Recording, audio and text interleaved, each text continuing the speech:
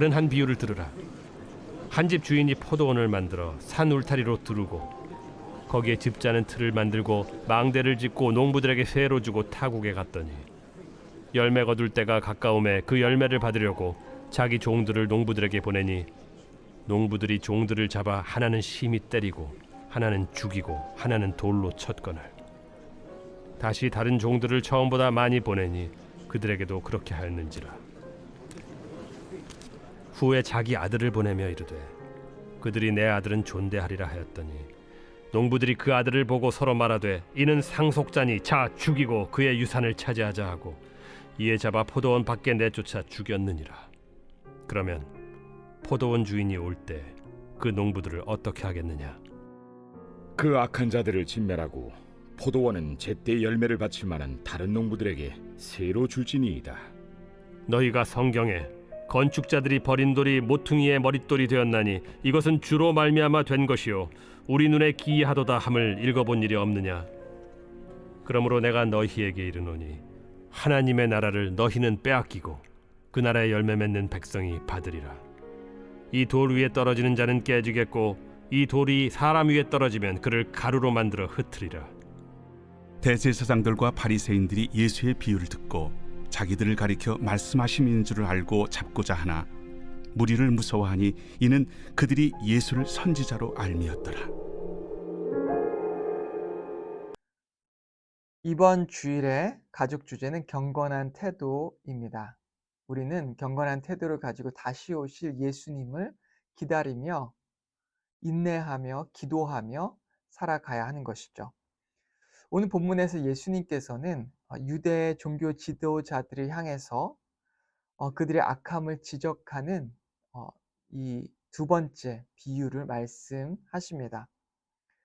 예수님께서 성전에서 가르치실 때 유대 종교 지도자들, 대제사장들과 그리고 장로들이 찾아옵니다. 그리고 예수님께서 어떤 권세로 어떤 권위로 이 성전에서 하나님의 말씀을 가르치시는지를 따져 묻기 시작합니다. 만약 그들이 예수님을 하나님의 아들로 보았다면, 아니 그들이 예수님을 선지자 정도라고도 믿었다면 그들은 절대 예수님께 이런 질문을 하지 못했을 것입니다. 그들은 오히려 예수님을 시기하고 질투하고 미워했기 때문에 예수님께서 성전에서 하나님의 말씀을 백성들에게 가르치는 것을 원치 않았던 것이죠. 예수님께서는 이 종교 지도자들에게 오히려 한 가지 질문을 하셨습니다. 세례 요한의 권세가 이 권위가 하늘로부터 온 것인지 아니면 사람으로부터 온 것인지에 대한 질문을 하십니다. 쉽게 대답하지 못하는 이들을 향해서 예수님께서는 두 아들의 비유를 들으시며 하나님의 말씀에 순종하지 못하는 이 종교 지도자들을 비판하십니다. 그리고 이어서 이 오늘의 말씀인 이 포도원 비유를 그들에게 하시며 이 종교 지도자들과 그리고 이 장로들에 대해서 예수님께서 비판하시는 것입니다. 오늘 말씀을 우리가 기억할 때 이 말씀의 중심이 있습니다. 중심 키워드가 있는데요. 여러분 그것이 무엇일까요? 그것은 바로 42절과 43절에서 찾을 수 있습니다. 제가 읽겠습니다. 예수께서 이르시되 너희가 성경의 건축자들이 버린 돌이 모퉁이의 머릿돌이 되었나니 이것은 주로 말미암아 된 것이 우리의 눈에 기이하도다 함을 읽어본 일이 없느냐. 그러므로 내가 너희에게 이르노니 하나님의 나라를 너희는 빼앗기고 그 나라의 열매 맺은 백성이 받으리라. 아멘. 본문에 건축자들이 등장합니다. 이 건축자들은 하나님의 나라를 세우려고 하는 이스라엘의 종교 지도자들을 의미합니다. 자신의 방법으로, 자신의 힘으로 하나님의 나라를 세우려고 하는 자들이지요. 그런데 그들이 버린 돌이 있습니다. 이 버린 돌은 결국 이후에 모퉁이의 머릿돌이 되었다라고 말하고 있는데요. 이 모퉁이의 머릿돌이 무엇입니까?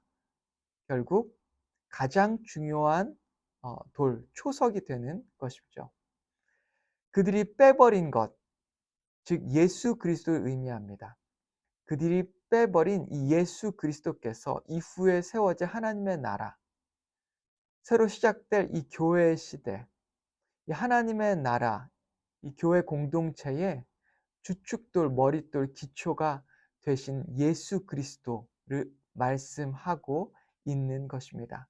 즉 우리는 오직 예수 그리스도를 통하여서 하나님 나라에 동참할 수 있는 것이고 하나님의 나라를 받을 수 있게 되는 것이죠. 그런데 이 종교 지도자들은 가장 중요한 예수 그리스도를 빼버렸습니다. 그들이 빼버림으로 말미암아 너희는 하나님의 나라를 빼앗기고 그 나라의 열매 맺는 백성이 그 하나님을 상속받는다라고 말씀하게 되는 것이죠. 오늘 우리의 믿음의 중심은 오직 예수 그리스도라고 하는 것을 우리는 잊어서는 안 됩니다. 그리고 오늘의 말씀, 이 비유 역시 예수님 스스로 이 예수님의 이 하나님의 아들 되시고 또한 메시아로 오시고 우리의 구원자가 되심을 말씀하고 계시고 오직 예수님을 통하여 하나님의 나라를 상속받을 수 있다고 하는 것을 우리에게 말씀하고 계신 것입니다. 제가 얼마 전에 포틀랜드에 있는 큰 포도원 길을 우연히 차로 지나가게 됐습니다. 알고 봤더니 그곳이 이 와이너리더라고요. 너무나 아름다웠습니다. 제가 이 와인을 마시기 위해 그곳에 간 것이 아니라는 것을 꼭 알아주시기 바랍니다.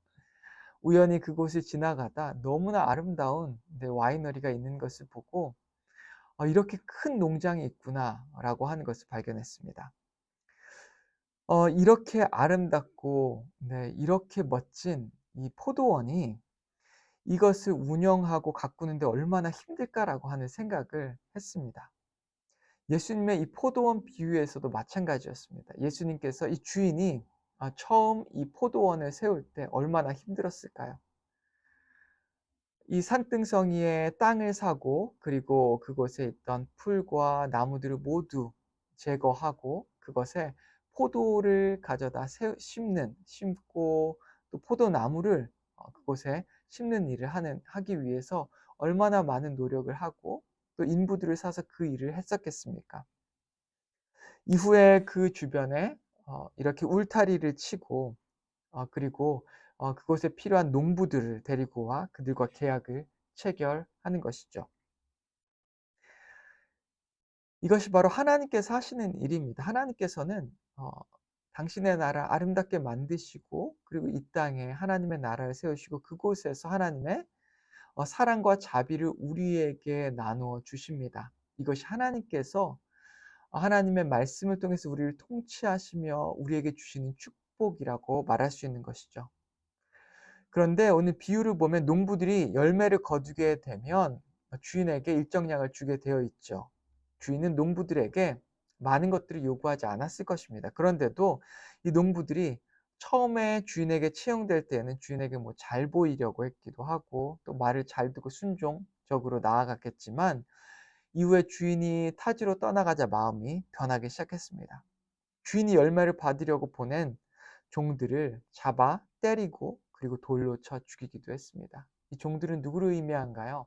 바로 선지자들을 의미하는 것이죠. 하나님의 말씀을 선포하는 그 선지자를 보냈을 때 이스라엘의 종교 지도자들은 그들을 때리고 핍박하고 잡아 죽였던 것입니다. 이후에 하나님께서는 이들에게 자신의 아들을 보내십니다. 바로 예수 그리스도지요. 그 아들을 보내자 이들이 어떻게 반응합니까? 이 상속자 하나밖에 없는 이 상속자를 죽이면 이 포도원이 우리 것이 될 것이다 라고 생각하며 그 상속자를 잡아 죽입니다. 예수 그리스도를 의미하게 되는 것이죠. 이런 일이 일어나면 어떻게 될까요? 바로 주인이 다시 와서 이 농부들을 진멸하고 그 포도원을 다른 농부들에게 줄 것이다 라고 비유해 말씀하고 있는 것입니다. 결국 하나님의 심판이 이들에게 내려진다라고 하는 것입니다. 당시에 하나님의 아들이 그 땅에서 하나님의 말씀을 직접 선포하시고 가르치시고 또한 이스라엘 백성들을 위해서 또 하나님의 자녀들, 온 세상 백성들을 위해서 죽으셨음에도 불구하고 그 하나님의 아들을 부인하고 핍박하고 저주하고 죽였던 그 사람들은 결국 하나님의 심판 가운데 놓이게 되는 것입니다. 오늘날 우리가 살아가는 우리의 삶도 마찬가지인 것 같습니다. 이 세상도 마찬가지입니다. 오늘 이 땅에 수많은 장소에 교회가 세워졌고 또한 복음이 이 땅에 전파되고 있습니다. 복음이 온 땅에 울려 퍼지고 있는 것이죠. 그럼에도 불구하고 수많은 사람들이 예수 그리스도의 복음을 받기를 거절하고 있습니다. 그 거절의 끝은 어떻게 되는 것일까요? 바로 하나님의 심판이 그들을 향해 기다리고 있다라고 하는 것입니다. 그리고 오늘 말씀에서 가장 중요한 메시지는 바로 예수 그리스도, 이 모퉁이의 돌, 머릿돌이 되신 예수 그리스도를 통해서 우리는 오직 예수 그리스도를 통해서만 하나님의 나라를 상속받을 수 있다라고 하는 것을 기억해야 하는 것입니다. 오늘 우리가 살아가는 세상 가운데 세상 사람들은 세상의 가치와 기준을 우리에게 말합니다. 하지만 우리가 세울 가치와 기준은 오직 예수 그리스도와 그분의 말씀이신 것을 기억하고 하나님의 말씀을 최우선으로 두고 살아가는 저와 여러분 되기를 주님의 이름으로 축원합니다. 같이 기도하겠습니다. 하나님 아버지 감사합니다. 오늘 말씀을 통하여서 이 포도원의 비유의 중심이신 예수 그리스도, 하나님 나라의 중심이신 예수 그리스도에 대해서 배웠습니다. 하나님 아버지, 예수 그리스도를 내 삶의 중심에 모시고 예수 그리스도의 말씀, 하나님의 말씀을 내 삶의 기준으로, 우리의 삶의 기준으로 두고 살아갈 수 있게 인도하여 주시옵소서.